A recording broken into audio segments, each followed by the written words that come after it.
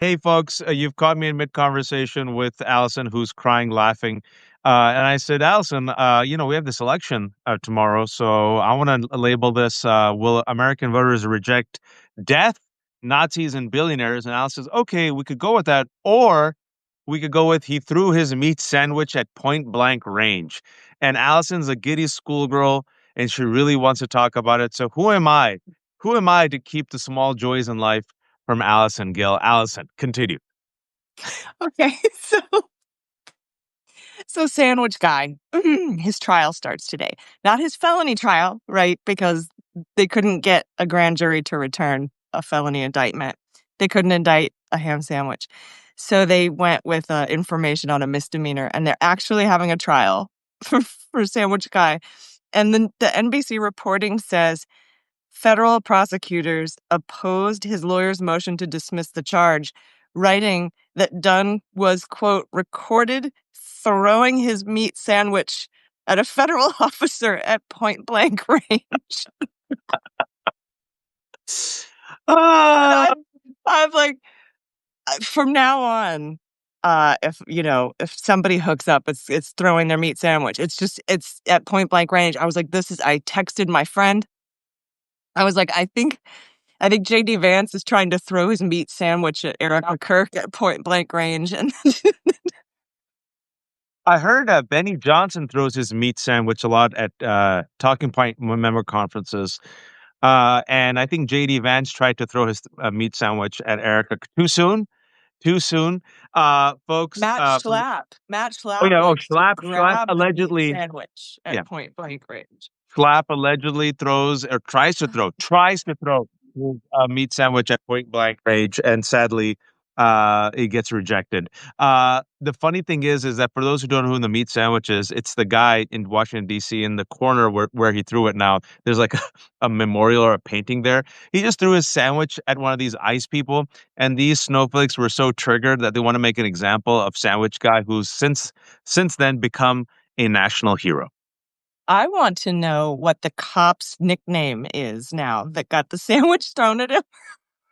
'Cause Harry Dunn and I were talking because Harry Dunn worked on the Capitol Police for a long time. He's like, that guy is going through hell right now. I guarantee you, he's got. He's like, "Hey, bro, did you catch the meat sandwich? Did you eat the meat sandwich? Did you like the meat sandwich?" He goes, "Shut up, man. Shut up. What's up, meat sandwich? Like What's up, meat sandwich? they just call him BLT, meat bro. now. BLT. Hold the L and the T. Just give me more B or D. Too soon or not soon enough." This is where we're at, folks. This is the hellscape that we've entered. It's the United States of America, where, as of this recording, for those who are joining us, this is Allison Gill of The Breakdown, and also the editor and creator of the Daily Beans podcast, which you have to subscribe to. Like me, she's a terrible capitalist. Everything is for free, so please subscribe to the Daily Beans of The Breakdown. But polls came out, Allison, Oh today. God. The CNN poll has Donald not at the generous 41 that I think Washington Post is supposed to have him at. It has him at approval of 37, which is in line with The Economist. And the ISPOS Washington Post poll had him at 59% unfavorability rating. CNN has him at 65% plus. Um, Things are bad. Meat prices are up. Speaking about meat, record high. So that Subway guy Yeah, really somebody's threw his throwing a sandwich. Yeah, his because wagyu meat at the guy.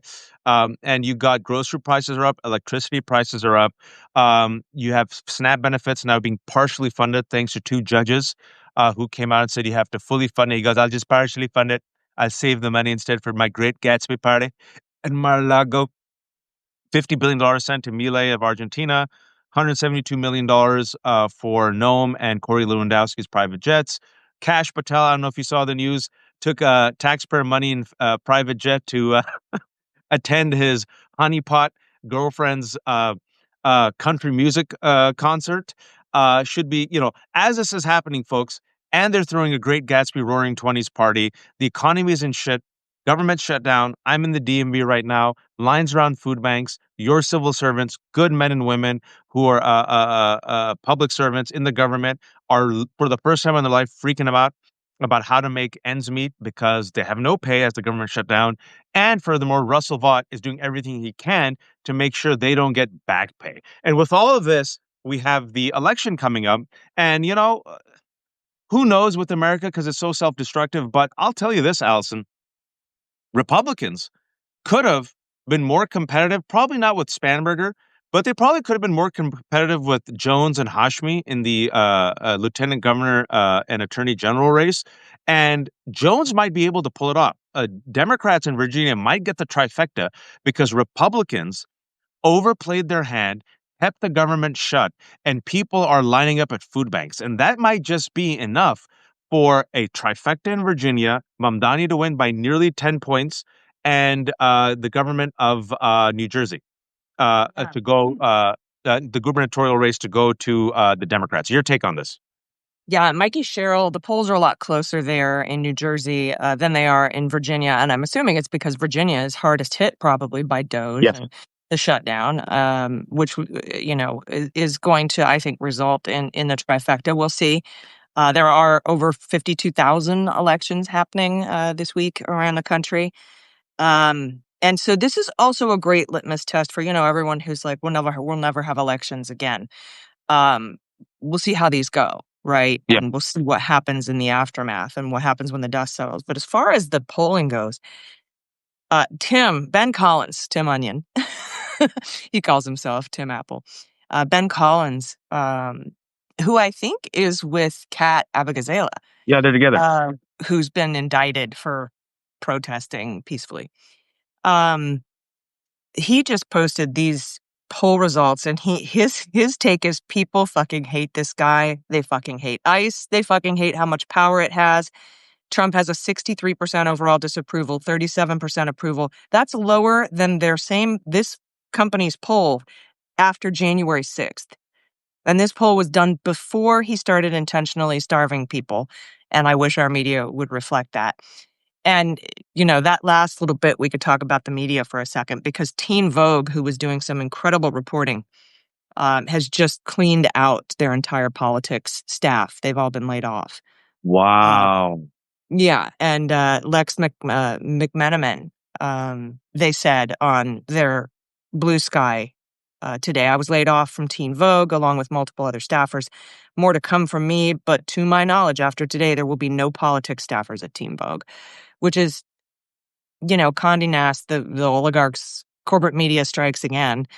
And I'll follow Lex McMenamin wherever they go because I love their reporting. But to just do a clean sweep of your politics reporting at Teen Vogue, which was, again, on the forefront. If you've been following or reading Teen Vogue at all, they've been doing some amazing reporting, Yep. particularly Yep. with what's going on with ICE and DHS, which is now transferring over to the less woke Customs and Border Protection. I don't know if you saw that this week, but they cleaned house at ICE because Trump and Stephen Miller didn't like the way ICE was doing their operations. They prefer the Bovino Himmler, terrorist Midway Blitz style of operating the Department of Homeland Security. So you thought ICE was bad. Customs and Border Protection is worse. And that's what they're focusing on from here on out. And I think they're probably it was Corey Lewandowski and Greg Bovino that led that charge. Corey Lewandowski, who I think NBC reported is advising Kristi Noem. I don't know what you mean by With advising, but his meat sandwich. throwing his meat sandwich at point blank range, I think, is probably more an accurate description. But all of that's happening. But meanwhile, there's some, and like you said, the Great Gatsby party, the gold Lincoln bathroom, let them eat cake moment of what we're doing here. And then I shared this great little song from a couple of guys on TikTok about the ballroom. And they're like, why would Lockheed Martin want to help build a ballroom? And then the second verse is, why would Palantir want to help build a ballroom? And then they end it with, Hitler built a ballroom. Yeah. And they like go through the history of Hitler building that ballroom, and it ended up being the bunker. When the shit hit the fan, that's where they all ran. And now Trump has got the exact same plan.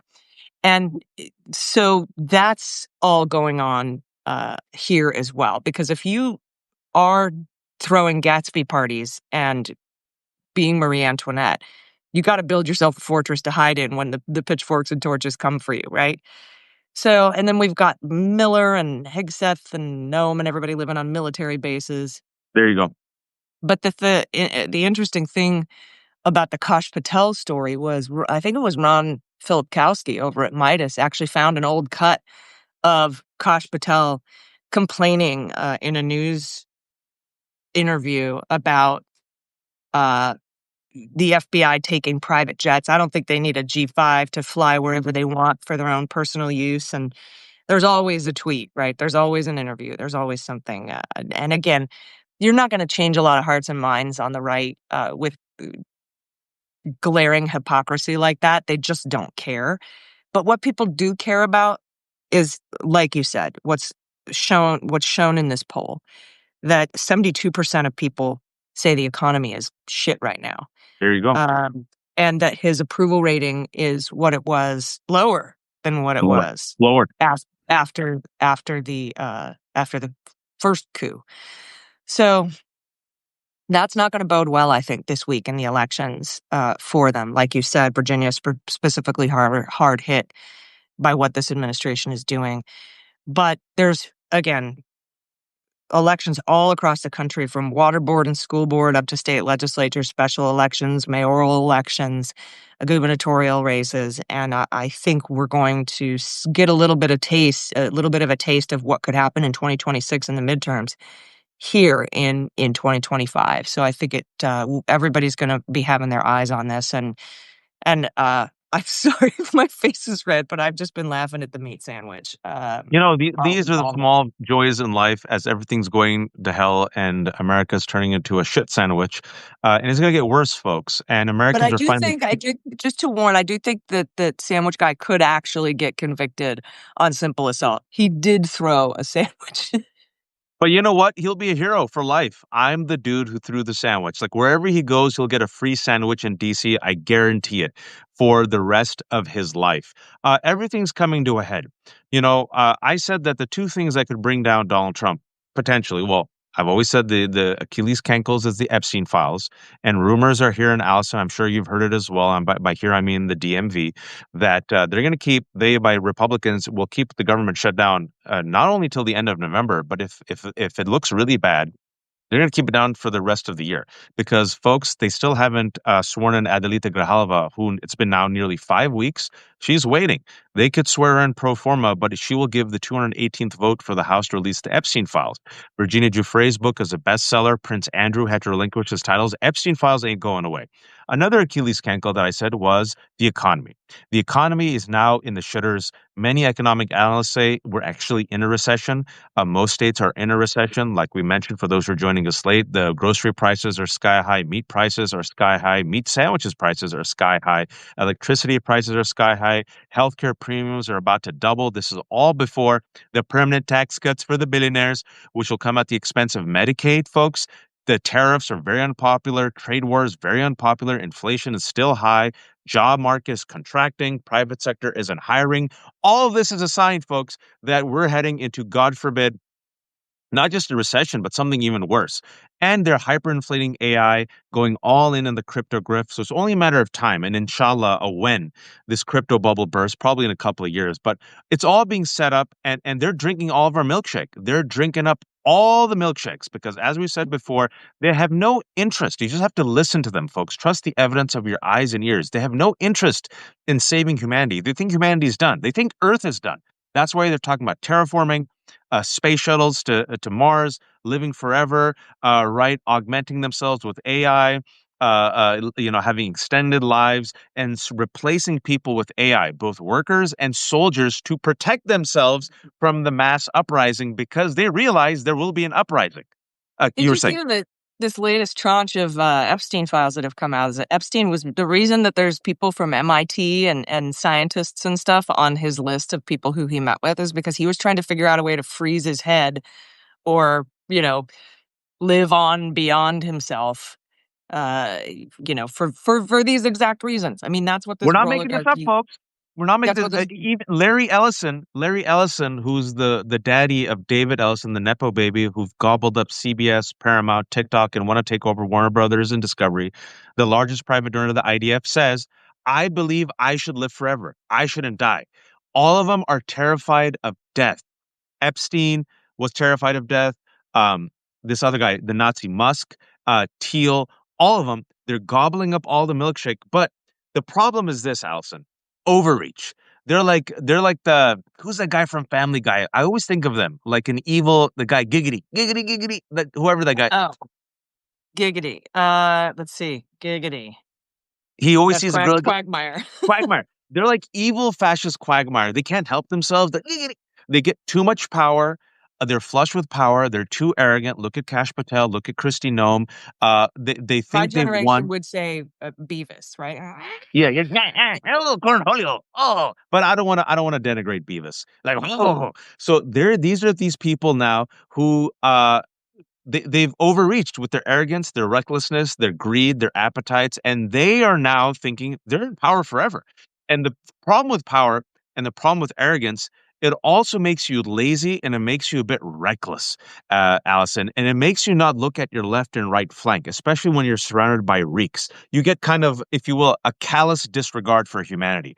And I think what we're witnessing, and this is where I have a little bit of hope, no King's Rally, people canceling Disney subscriptions, the cancel Spotify, which is hurting Spotify folks. If you have Spotify cancel, there's a boycott. And we talked about this in Wisconsin. Remember Elon Musk, folks? Alice and I like to bring receipts. Elon Musk spent $20 million in the Wisconsin Supreme Court race. I mean, more money was spent than in any other race, and she won. The liberal judge won by, wasn't it 11 points, Allison? Yeah. Yep. It was. And now we have I think this could be a good reckoning because, in addition to potentially a trifecta in Virginia, potentially Cheryl winning in New Jersey, even though it's close, Mamdani winning, which is driving the entire establishment, including Chuck Schumer, like just the world's worst people are melting down. It's exquisite. Prop 50. Tell us about Prop 50 because you're in San Diego. Yeah. There's a lot of folks were initially worried about the mail, so people were using the drop boxes. But if you haven't received your notification, because we have ballot tracking here from ballot tracks in California, where you get a text message, your vote was received, your vote was counted, etc. If you haven't received that, but you sent one in, you can always go to the polls on November 4th and ask to see if you're eligible to vote, see if you can get a provisional ballot. They won't count it twice. It's not illegal. Just tell them your concerns that you haven't received a notification from ballot tracks. They might be able to help you look it up. But it's been polling, it's been ahead in the polls since the jump, right? And now that, I think that Obama getting on board also really helped that out, especially with some of the more establishment folks. Kind of like how I think Obama, didn't he this week call Mamdani and say that he loves the way he's running his campaign and this should be a model for all Democrats going forward? And I'm like, thank you, because, we need people to Because the understand and date is listen. November 3rd, Allison, and Schumer has yet to endorse Mamdani. He's still waiting for the right moment. Again, the date is November 3rd. Allison, can you remind everyone when voting is, when the elections are? Yeah, that's tomorrow. And it's actually been going on for a couple weeks, but early vote. And, a lot of folks were upset that Obama didn't outright endorse Mamdani, but I want to remind everyone he's never endorsed anyone for mayor except for one time, and that was Mayor Bass here in Los Angeles. And it was because it was like a tenth of a point difference in the polls with the Republican who was a Democrat that switched parties to trick everyone. And so that's the only time Obama's ever endorsed a mayoral candidate. He doesn't endorse people a lot of the time. He'd rather be a coach or whatever. But anyway, he called up Mamdani and said, "I can be a sounding board for you. Once you win this, I love the way you're handling your elections." And I think it's an important moment for the establishment arm of the Democratic Party to hear from its establishment king. No, not king.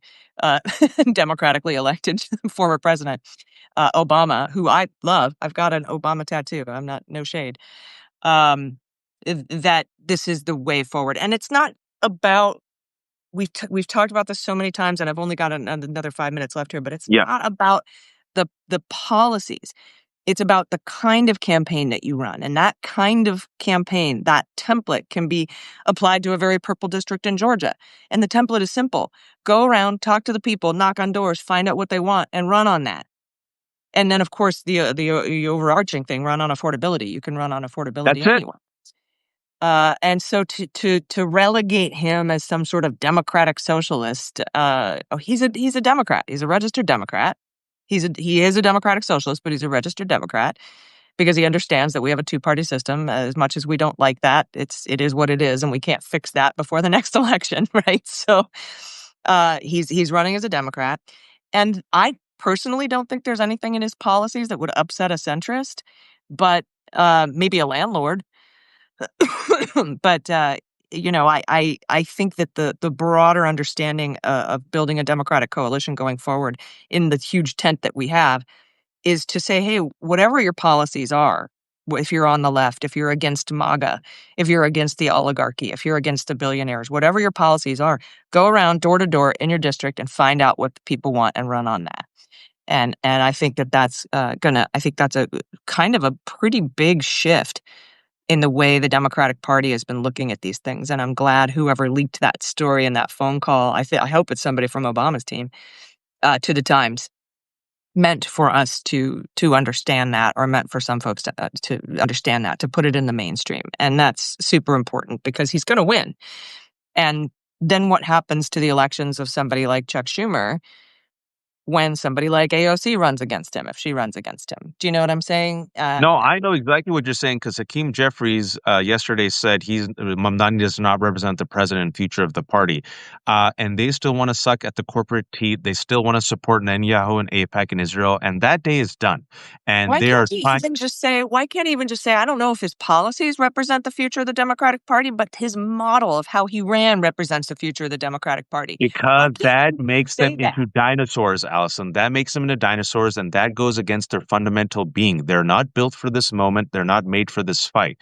They still believe in restoration, not reformation. They believe in a stopgap that still sucks at the corporate teeth. Their donors have told them Mamdani is a threat. My fear is after Mamdani wins, the establishment, I'm not talking about Democrat, I'm talking about the establishment, including the billionaires, Republicans, the Islamophobes, AIPAC supporters, and Democratic leadership will do everything in their power to destroy him. But you have an open lane here, folks. Mamdani's shown it to you. Affordability, a joyous campaign. You fight. You don't leave anyone behind. We, the 99%, are against the bad guy, the oligarchy, and we have to take out the oligarchy or weaken the oligarchy so everyone can eat. It's a winning message across the board. There's a reason why they're resisting it because that would mean they would have to fundamentally alter their entire being, which is right now sucking at the teat of corporate power. The And type now of I think you've viciousness. got the Schumers and the Clintons who have backed Cuomo, which blows my mind. That's just insane.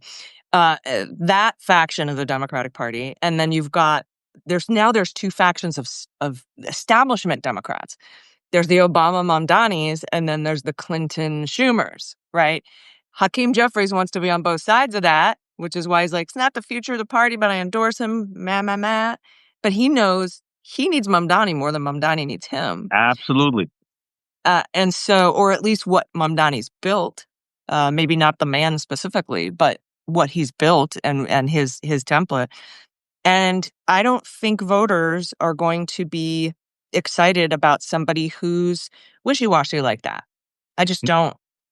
Especially going back full circle as things are about to get far worse, as the government is shut down, as government employees are at food banks, as people can't afford meat, as people can't afford groceries, as Trump and the oligarchy are literally partying in our face. The rich are getting richer. Kash Patel's taking private jets for his honeypot, and people are about to get hit with skyrocketing healthcare premiums and Medicaid cuts are coming. Do you think the centrist pro-establishment wing of the Democratic Party is the future? If you do, your head is in the sand. You're not paying attention. The people won't take it, folks. Run on affordability, run against the oligarchy. You have a wide open lane, and you can run the circles around these Republicans. I'm going to let you go, Allison. Before I let you go, shamelessly promote yourself.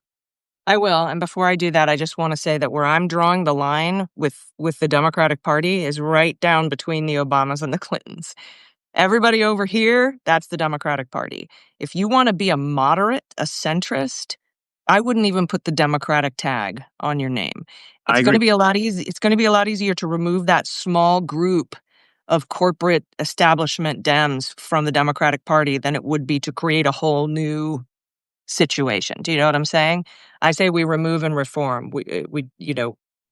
it's I've like been saying culling. I've been saying it's like culling for 10 I it's like 10 of them. There's like 10 of them. Like, get rid it's of. easier to get rid of the 10 than it is to change the name of the other 8 million bazillion. Just my Absolutely. 2 cents. Everybody, take a look at my latest episode of The Breakdown. It's over on Midas. You can find it on my Substack, MuellerSheWrote.com. It's free. I'll also be going live tonight, 7:30 p.m. Eastern with Adam Klasfeld to talk about the 11th Right. Circuit, kicking Eileen Cannon in the butt and saying, hey, you got to decide on this volume 2 of Jack Smith's final report, which none of us have seen.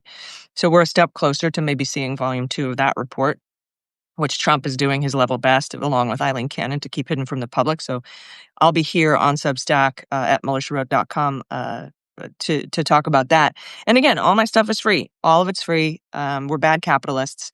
But if you have the means and you want to support independent media, great. It's completely voluntary. It's like an NPR situation. Not everybody can swing it right now because healthcare is going up 8 million%. So But you could anyway, subscribe for free. You could subscribe for free to the Breakdown, the Daily Beans, to the Left Hook. We will never charge. It will always, inshallah, be without paywall. People should be informed as we fight for our democracy against, I use the word, fascists. If you need any proof, open your eyes, listen to them, folks. Allison, I'll let you go. I'm going to stay on for 2 more minutes just because I just want to troll these Islamophobes who are melting down over Mamdani's win. I just need to enjoy this for a second. And also, I need to enjoy the civil war that I predicted, and I think we predicted, between the groypers and the GOP, because I don't know if you paid attention, but now leopards eat faces, Allison. Leopards eat faces. It's Nick Fuentes versus Ben Shapiro versus Tucker Carlson versus the Heritage Foundation. Fascists come for everyone. We kept warning them. And the reason why I want to spend 2 minutes after you leave, I know you have to leave. Allison has a heart out. That's why she could say it, but she has a heart out. I just want people to know that there's another fissure I want you all to divide and conquer. Uh, Thank you, Allison. how do I leave but leave you here? Just hit the X? I think you pressed the X. All right, I'm going to do it. I'm going to press the X. Bye, everybody. Thanks for listening. All right, folks. There's 1,500, 1,600 people joining us. Just give me 2 minutes. Let's be petty. Fascists come for everyone. And, thankfully you're a normie and you haven't spent time researching the right wing movement. I've been doing it for a while. Ever since I got into commentary work, gosh, it's been almost 20 years. I was supposed to be a playwright. I was supposed to write novels. I wrote and published a play. It's called The Domestic Crusaders, and right there. And I wrote a memoir, and I did that. Maybe inshallah one day I'll get back to it. But I came of age during the War on Terror. I was a 21-year-old UC Berkeley student, a leader of the Muslim Student Association. And we've been in it since then. And we've been warning, especially those of us who marched, that the war on terror, which was a choice, was going to be disastrous. And we kept warning the Islamophobia that was normalized was going to be turned against the American public. And we kept warning. All of us did. I know it wasn't just Muslims, Arabs. Hundreds of thousands of people marched and warned that the military-industrial complex was going to come after all of us. The Patriot Act was going to come after all of us. ICE was going to be unleashed against all of us. ICE was created after the war on terror. This Islamophobia will be used and abused by the worst people on earth to fill their coffers. That's what happened. And Trump doubled down on the Islamophobia. I want people to remember that it was Obama, right? Barack Obama, the birther conspiracy was both anti-black racism and Islamophobia. Even the Democrats said, oh, he says he's not Muslim. I'll take him at his word. That was 2007. Even the Democrats did it during the primaries because it was between Clinton and Obama. And people forget that even Hillary Clinton said, I'll take him at his word. Right. And so then you had the anti-Sharia laws, you had Donald Trump, you had the birther conspiracy. You had all of this. And I remember at that time, for those who, I've said this a few times before, around 2011, I was a lead author and researcher of this report called Fear Incorporated, The Roots of the Islamophobia Network in America. It was supposed to be a 20-page report, ended up being a 138-page report. All of those extremists, folks, were part and parcel of the Republican Party. But I want to remind you all that the Republican Party vomited them out. They said, there's no future. We can't have these freaks. These are too egregious. However, as these people were vomited out, the person who embraced them was Steve Bannon. and there was a Tea Party revolt. And I kept warning anyone and everyone I could. That Fear Incorporated, Fear Inc., the roots of the Islamophobia network, was a think tank report that both Republicans and Democrats told me they introduced to the Obama White House. They said this is a big deal. And so dyed in the wool, old school conservatives said, "You're right. This is important. This has infected the Republican Party." You can see it online. It's called Fear Incorporated: The Roots of the Islamophobia Network. We map it all out. These are freaks.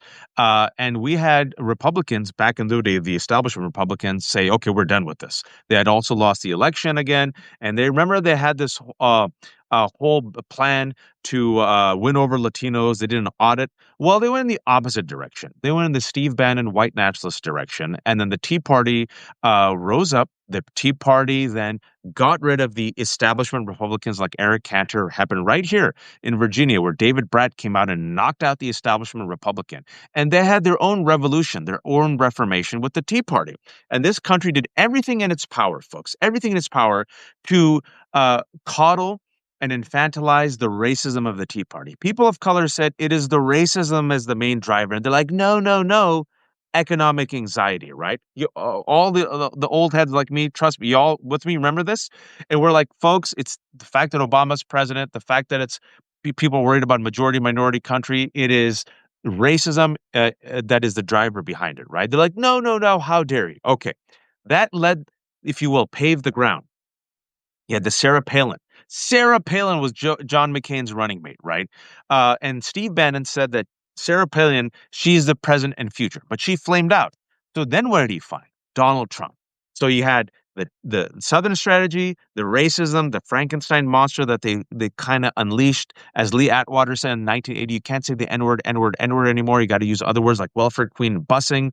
Then they had the white Christian nationalism with George W. Bush. Then they had the Tea Party. Then they had the next iteration, which was Donald Trump. Now, Donald Trump is the past. Donald Trump is no longer, if you will, freakish enough to get their peepees up, right? It's like porn. They get so addicted to porn that the old school porn isn't enough. Now you need choking. After choking, you need whipping. After whipping, you need anime. After anime, you need to like create new holes, right? It's like drugs. Give me more, give me more, give me more. Give me the next best thing, right? So even Trumpism isn't enough. Even Kash Patel isn't enough. Even Ben Shapiro isn't enough. Even Charlie Kirk isn't enough.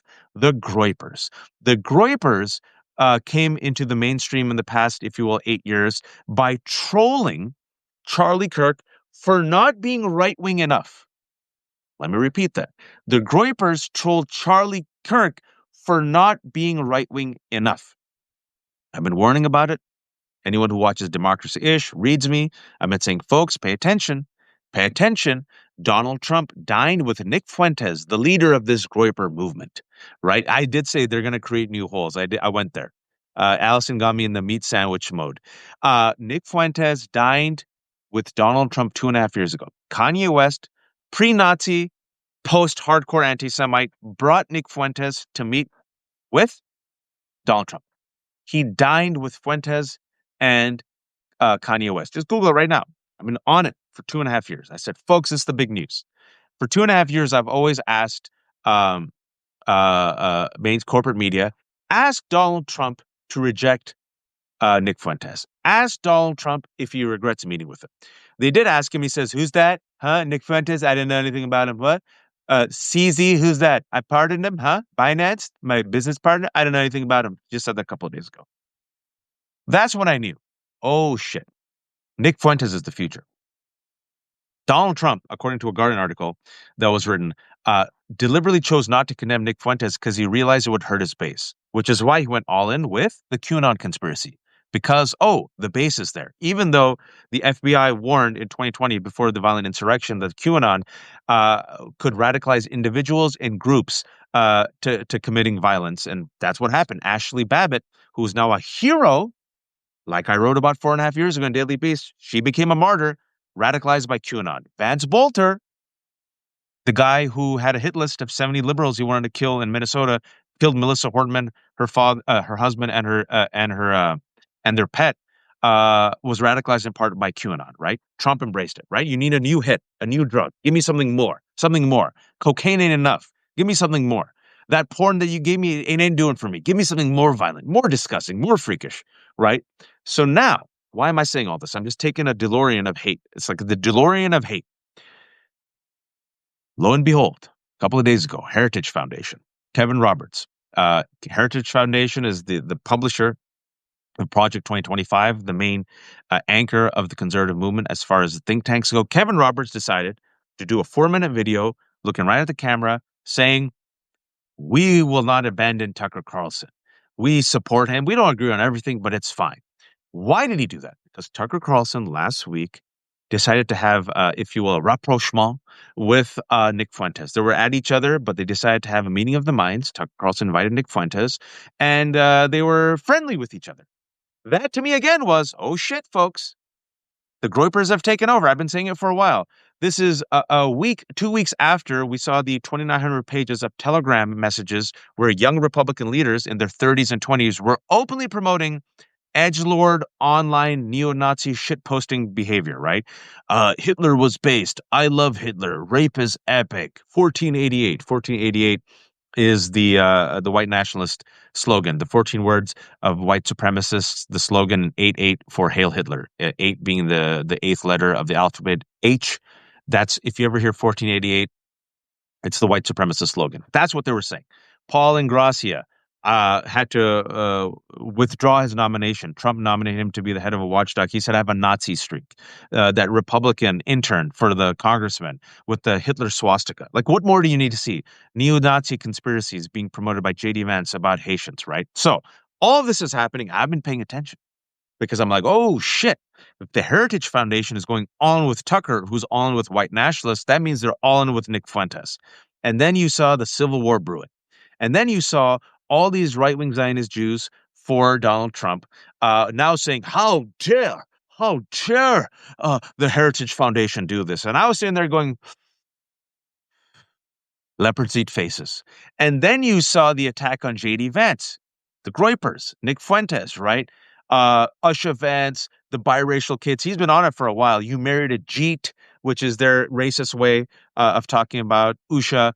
You saw the Erica Kirk meeting. You saw J.D. Vance at a Turning Points USA conference a couple of days ago where he had that scandalous embrace with Erica Kirk, and he threw Usha under the bus and said, I wish you would convert.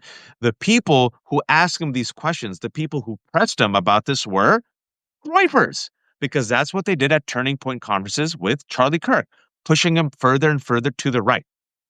So, Heritage Foundation and the right wing, if you haven't been following, it's a huge internal fight, right?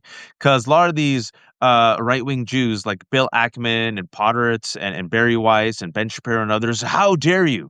And all these Indian MAGA, oh yes, this Hindutva, Hindu fascist Indian MAGA folks are like, how dare he?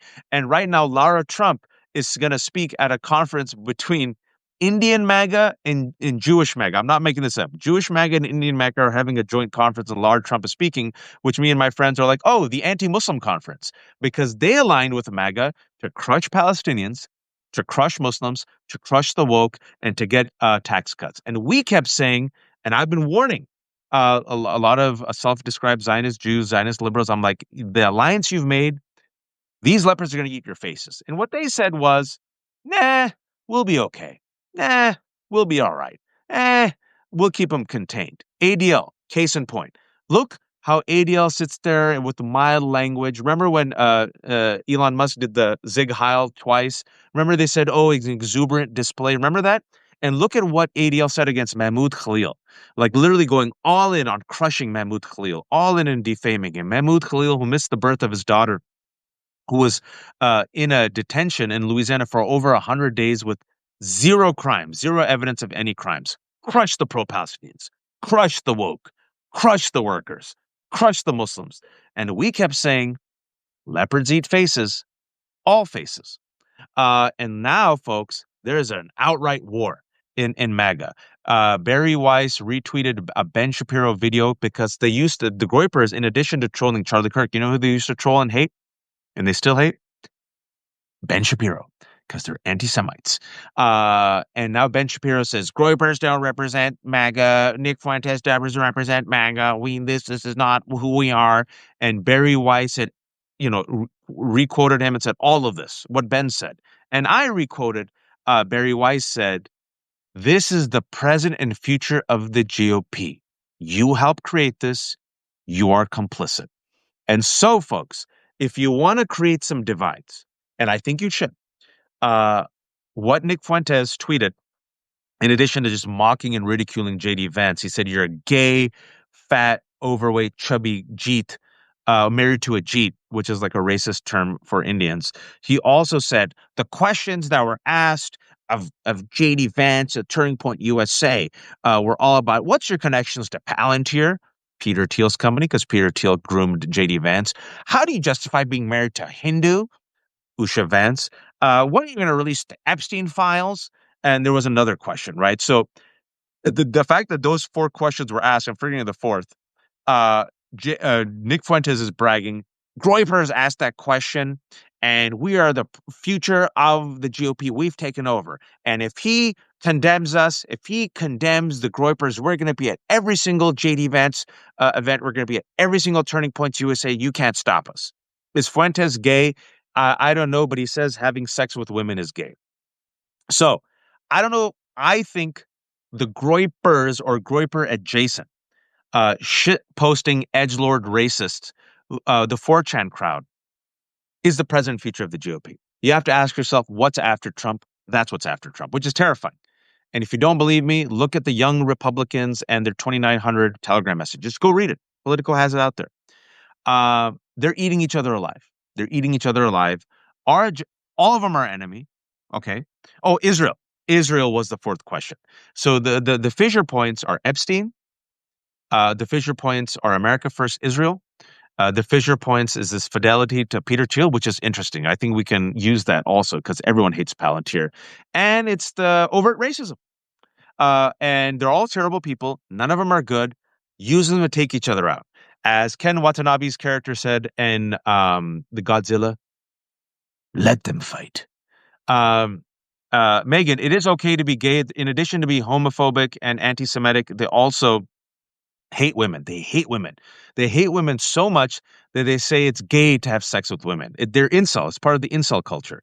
And when Tucker Carlson and Nick Fuentes were talking about, like, well, Tucker Carlson was saying, well, divorce, people are getting divorced. Why are they getting divorced? Oh, what's happening with these divorce rates? Who's to blame? What's to blame? What's to blame? And Nick Fuentes said, the women. And Tucker said, yeah, I think you're right. They hate women. They really hate women. The misogyny oftentimes is never ever talked about. The Islamophobia, the anti-black racism, the xenophobia, the anti-Semitism, the misogyny is just a key pillar of fascists across the board. So I wanted to spend a little bit of time on that. I had to get that off my chest. And it's good. We need to expose these fissures, help divide and conquer, pit them against each other. They're stuck. They're stuck. They're stuck. They have allowed this wolf into the henhouse. They thought they could control it. They can't. And I'm telling you, even Trump isn't right-wing enough for them. They're going to turn on Trump. So use it to crush them. All of them are our enemy, but divide and conquer, folks. Divide and conquer. You just watch it. Go right now. Watch Shapiro versus Fuentes, Heritage Foundation now in knots, Carlson and MTG and Fuentes and Thomas Massey versus the establishment. Even MTG knows where the wind is blowing. She even knows where the wind is blowing. She's terrible, folks. She's terrible. Never forget she's terrible, but she has greater aspirations. So she blames Mike Johnson for the shutdown because she says, oh shit, this economy is going bad. I know my base. They're going to turn on the economy, release the Epstein files. Oh shit, I know. Over 80% of Americans want the Epstein files released. Israel, why are we supporting Israel? I see where the wind is blowing. 35% of MAGA is against it, and now a majority of Americans and a majority of the Democratic Party is against it. So watch. She's still terrible. And to connect the dots further, she spoke at the Nick Fuentes conference. So you're seeing this new wedge and this little fissure happening, which is a big fissure, and you're seeing them get more and more Nazi, which is terrifying, but divide and conquer, weaken them. And the world's worst Islamophobes are melting down over Mamdani. Laura Loomer's freaking out. All of the crazy right-wing racist Zionists are freaking out. You're having that freak, the neckbeard, Matt Walsh, freaking out. He's been freaking out all week. Enjoy. Take their tears, make it sugar for your coffee and chai, uh, mock them, ridicule them, troll them, divide and conquer. But most importantly, go vote. Go vote. Go vote. Go vote. Don't take anything for granted. I got to go catch a plane, but I'm a freak. I was still working. Thank you all. I'll see you hopefully tomorrow. I'm going to the Bay Area. I'm speaking with Left Hook recurring guest Gil Duran of the Nerd Reich on election day. I'm speaking at the Commonwealth Club in conversation with Gil Duran about how to defeat fascism with humor, heart, and hummus. Heart, because we need an empathetic vision, a better story that lifts all of us. Humor as a sword, mockery, ridicule works, but also humor as catharsis. And hummus because you can't defeat them with a monoculture. You need a multicultural coalition of the willing. You need diversity. You need all of us because we make life delicious. So it might be up later, but it'll be up tomorrow. But everyone else, vote, vote, vote. And I'll try to put up some of these conversations later today. Take care, everyone. Be kind, be decent. This is the Left Hook. Everything is free. If you have a few dollars, please, please become a paid subscriber. It'll go such a long way. I'm at 93,000 subscribers. Most of them are free. That's fine. But if you can become a paid subscriber, it's independent. I've kept it as cheap as I can. And it helps me just do this and be as independent. And whatever you do, don't be a fascist. Take care, everyone.